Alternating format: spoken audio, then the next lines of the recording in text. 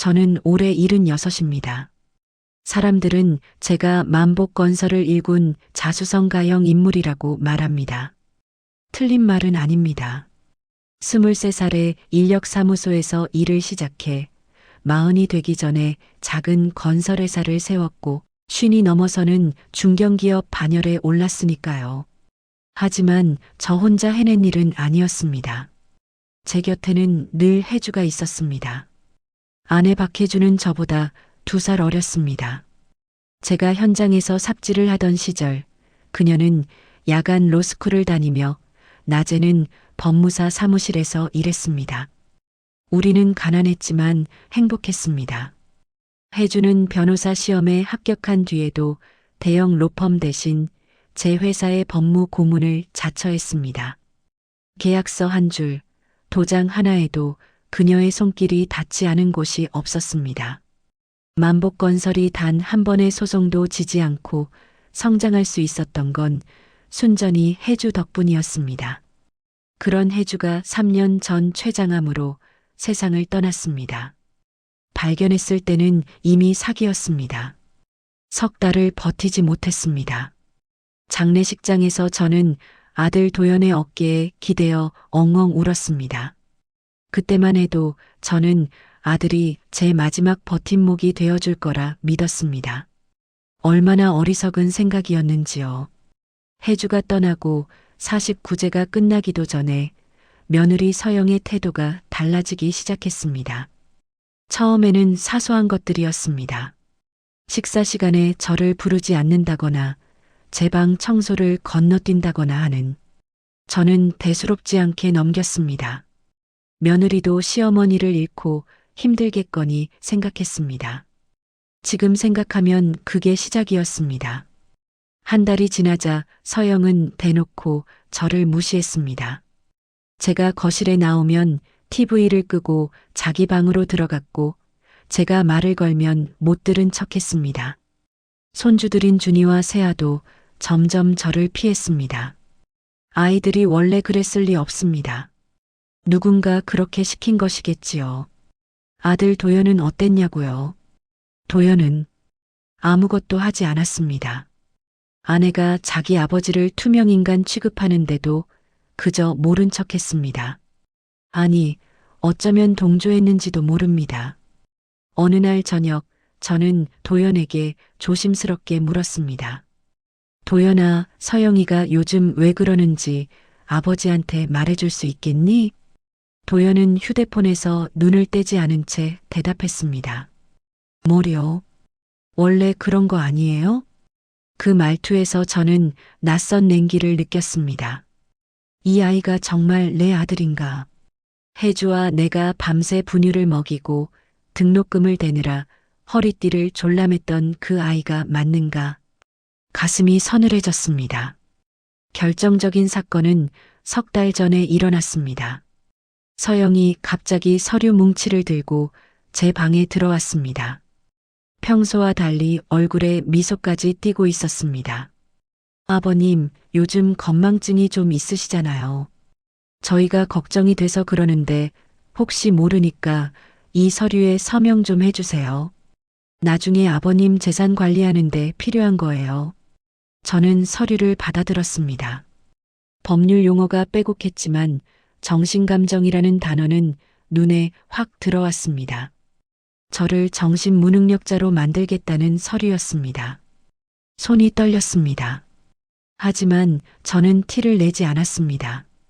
혜주에게서 배운 것이 있다면 위기 상황에서는 감정을 드러내지 말라는 것이었습니다. 내가 좀 읽어보고 서명할게. 눈이 침침해서 글씨가 잘 안 보이니까. 서영의 눈이 날카롭게 빛났지만 이내 미소를 되찾았습니다. 네, 아버님. 천천히 보시고요. 내일까지만 주시면 돼요. 그날 밤 저는 잠을 이루지 못했습니다. 이게 현실인가 싶었습니다. 내 아들과 며느리가 나를 미친 사람으로 만들려 한다니. 대체 내가 뭘 잘못한 건가? 천장을 바라보며 혜주를 불렀습니다. 당신이라면 어떻게 했겠소? 다음 날 새벽 저는 화장실을 가려고 복도를 지나다가 서영의 목소리를 들었습니다. 거실 소파에 앉아 누군가와 통화하고 있었습니다. 오빠, 걱정 마. 영감탱이가 서류에 서명하면 바로 정신감정 받게 하고 치매 판정 나오면 그 섬에 있는 요양원으로 보내면 돼. 거기 한번 들어가면 못 나와. 후견인은 당연히 우리가 하고 재산은 우리 맘대로 할 수 있어. 심장이 멎는 줄 알았습니다. 저는 숨을 죽이고 벽에 등을 기댔습니다. 그 노인네 재산이 얼만데. 회사 지분이랑 부동산만 해도 수백억이야. 도연이 그 바보는 내가 알아서 조종하면 되고 오빠가 후견인 서류 준비해 놓으면 일사천리야. 조폭과 연결된 사채업자라던 서영의 오빠. 그자와 짜고 저를 산채로 매장하려는 것이었습니다. 제 다리가 후들거렸습니다. 하지만 저는 소리내지 않고 방으로 돌아왔습니다. 그리고 생각했습니다. 도망쳐야 한다. 지금 당장. 문제는 제게 아무것도 없다는 것이었습니다. 신용카드, 체크카드, 신분증, 심지어 휴대폰까지 언제부턴가 전부 서영에게 관리를 맡긴 상태였습니다. 저는 그게 편하다고 생각했습니다. 늙으면 자식에게 의지하는 게 당연하다고 생각했습니다. 얼마나 바보 같은 생각이었는지요. 저는 혜주의 유품 상자를 뒤졌습니다. 혹시 현금이라도 있을까 싶었습니다. 그러다 작은 봉투 하나를 발견했습니다. 안에는 만료된 것처럼 보이는 체크카드 한 장이 들어 있었습니다. 뒷면에 혜주의 글씨로 만복에게라고 적혀 있었습니다. 저는 이른 아침 서영과 도연이 잠든 틈을 타 집을 나왔습니다. 가장 가까운 은행 ATM 앞에 섰습니다. 카드를 넣고 비밀번호를 눌러야 했습니다. 저는 혜주가 좋아했던 숫자들을 떠올렸습니다. 결혼기념일, 아들 생일, 전부 틀렸습니다. 세 번째 시도에서 저는 문득 혜주가 변호사 시험에 합격한 날짜를 떠올렸습니다. 1987년 11월 14일, 1114. 화면이 바뀌었습니다. 잔액 8억 원. 저는 한동안 그 숫자를 멍하니 바라보았습니다. 8억. 혜주가 저를 위해 몰래 준비해둔 돈이었습니다. 그녀는 이런 날이 올 줄 알았던 것입니다. 제가 아들에게 배신당할 날을. 저는 ATM 앞에서 소리 없이 울었습니다. 고마움과 서러움이 뒤섞인 눈물이었습니다. 혜주, 당신은 나를 또 살렸소. 저는 그 자리에서 결심했습니다. 이 돈은 제 무기입니다. 저는 더 이상 당하고만 있지 않을 것입니다. 늙었다고, 아버지라고 무조건 참고 용서해야 하는 시대는 끝났습니다. 저는 제 존엄을 되찾을 것입니다. 혜주가 남긴 카드에서 돈을 인출한 뒤 저는 곧바로 은행 본점을 찾아갔습니다. 카드만 있을 리 없다는 직감이 들었습니다. 혜주는 늘 철저한 사람이었으니까요. 본점 VIP 창구에서 신분 확인을 마치자 은행장이 직접 나왔습니다.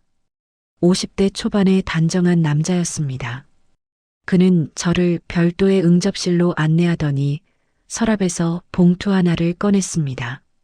김만복 회장님, 고인이 되신 사모님께서 3년 전에 맡기신 겁니다. 본인이 직접 오시면 전해드리라고 하셨습니다. 봉투 겉면에는 혜주의 글씨가 있었습니다. 당신에게. 저는 떨리는 손으로 봉투를 열었습니다. 안에는 2장의 편지와 명함 1장이 들어 있었습니다. 편지를 펼쳤습니다. 혜주의 필체가 눈에 들어오는 순간 목이 메었습니다. 여보, 이 편지를 읽고 있다면 당신에게 무슨 일이 생긴 거겠지요.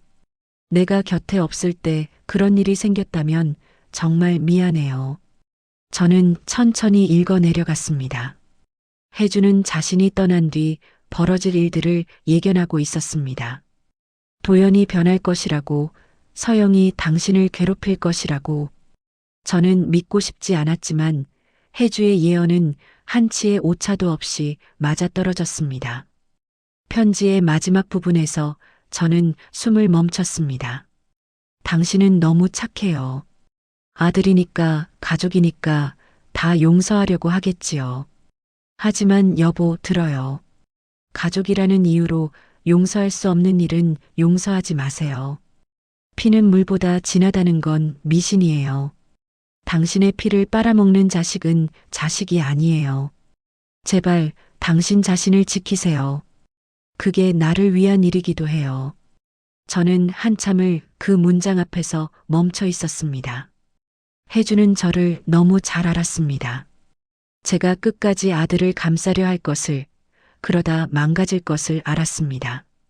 그래서 이렇게 준엄하게 경고한 것이겠지요. 봉투 안에 명함을 꺼냈습니다. 법무법인 정혜, 강다의 변호사. 명함 뒷면에도 해주의 메모가 있었습니다. 내 후배야. 믿어도 돼. 저는 그날 오후 바로 강다의 변호사를 찾아갔습니다. 법무법인 정의는 서울에서 손꼽히는 대형 로펌이었습니다. 로비에 들어서자 잠시 주눅이 들었습니다. 낡은 외투를 입은 노인이 이런 곳에 와도 되나 싶었습니다. 하지만 저는 이를 악물었습니다. 움츠러들 때가 아니었습니다. 강다의 변호사는 40대 초반의 여성이었습니다. 짧은 단발머리에 날카로운 눈매. 첫인상은 차가웠지만 해주의 이름을 꺼내자 표정이 부드러워졌습니다. 박해주 선배님의 남편분이시군요. 선배님한테 많이 들었습니다.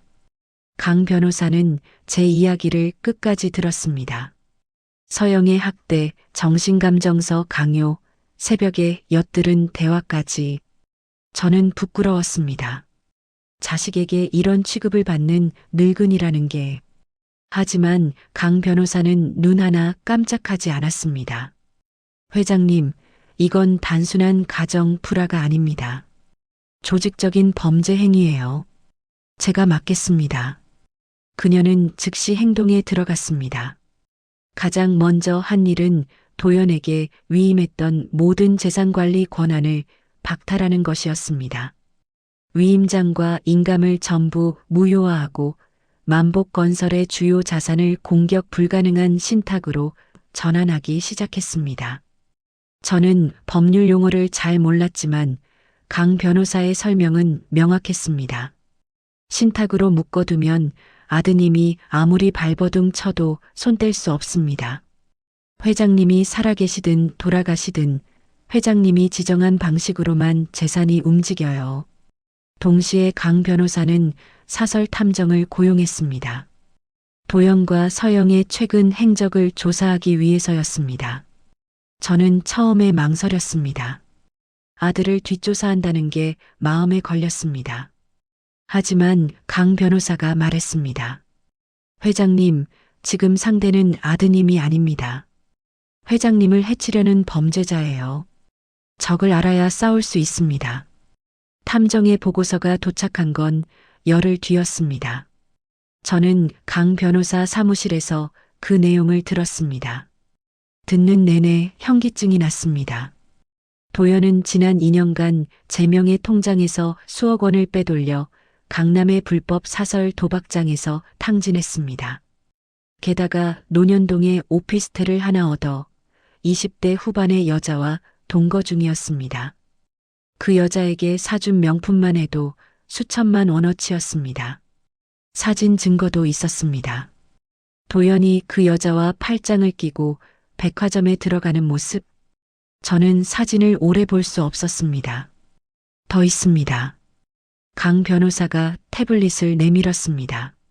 화면에는 카카오톡 대화 내용이 떠 있었습니다. 서영이 자기 오빠에게 보낸 메시지였습니다. 오빠, 영감탱이 정신감정 서류 사인 안 하면 어떡해? 걱정 마. 사인 안 해도 방법 있어. 법원에 후견인 청구하면 돼. 내가 판사 한 명 알아. 진짜? 그럼 빨리 해. 그 늙은이 재산 빼돌리기 전에 처리해야 돼. 저는 메시지를 읽으며 손이 떨렸습니다. 이건 음모였습니다.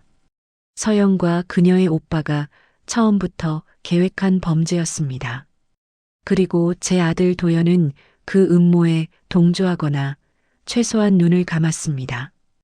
회장님, 강 변호사가 조용히 불렀습니다. 고소하시겠습니까? 저는 한참을 대답하지 못했습니다. 아들을, 내 아들을 고소한다. 감옥에 보낼 수도 있다. 그게 가능한 일인가? 저는 눈을 감았습니다. 혜주의 편지가 떠올랐습니다. 피를 빨아먹는 자식은 자식이 아니에요. 하겠습니다. 제 목소리는 생각보다 단단했습니다. 강 변호사는 고개를 끄덕이고 서류를 꺼냈습니다. 고소장이었습니다. 횡령, 사기, 그리고 불법 감금 공모. 저는 서류 맨 아래에 서명했습니다. 펜을 놓는 순간 무언가가 끊어지는 느낌이 들었습니다. 아들과 저 사이의 마지막 끈이었는지도 모릅니다. 사무실을 나서며 저는 창밖을 바라보았습니다. 서울의 하늘은 회색이었습니다. 저는 혼자 중얼거렸습니다.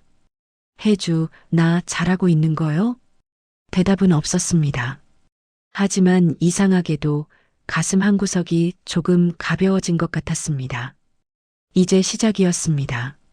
첫 번째 심리가 열린 날, 저는 새벽부터 눈을 떴습니다. 잠을 거의 자지 못했습니다. 오늘 법정에서 아들을 마주해야 한다는 사실이 돌덩이처럼 가슴을 눌렀습니다. 강다의 변호사가 보내준 차를 타고 법원에 도착했을 때 다리가 후들거렸습니다. 76평생 숱한 고비를 넘겼지만 이렇게 떨려본 적은 처음이었습니다. 법정 문이 열리고 저는 원고석에 앉았습니다. 잠시 후 도연과 서영이 들어왔습니다. 도연은 양복을 빳빳하게 차려입고 있었습니다. 제가 사준 양복이었습니다. 서영은 검은 원피스에 진주 목걸이를 하고 있었습니다. 그것도 제가 며느리 생일에 선물한 것이었습니다. 두 사람은 저를 보지 않았습니다.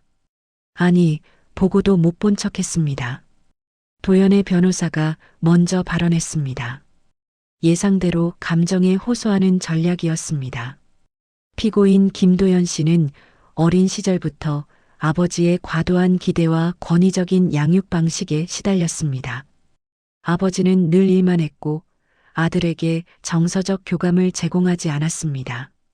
성인이 된 후에도 아버지는 아들을 인정하지 않았고 이로 인한 상실감과 박탈감이 피고인의 일탈로 이어진 것입니다. 저는 가만히 듣고 있었습니다. 화가 나지 않았다면 거짓말입니다. 하지만 더 큰 감정은 허탈함이었습니다. 내가 그렇게 나쁜 아버지였던가. 새벽에 나가서 밤늦게 들어오며 일한 건 다 누구 때문이었던가. 대학 등록금, 결혼 자금, 집 장만까지 다 대주고도 모자라. 회사 임원 자리까지 만들어준 게 권위적인 양육이란 말인가. 강다의 변호사가 일어섰습니다. 그녀의 표정은 차분했지만 눈빛은 날카로웠습니다. 재판장님, 피고 측 주장은 사실과 다릅니다. 피고인 김도연 씨가 받은 것은 방임이 아니라 과잉 보호였습니다. 원고는 피고인에게 재산관리 정권을 위임했고 피고인은 그 신뢰를 악용하여 원고의 자산을 횡령했습니다. 증거를 제출하겠습니다. 스크린에 은행 거래 내역이 떴습니다.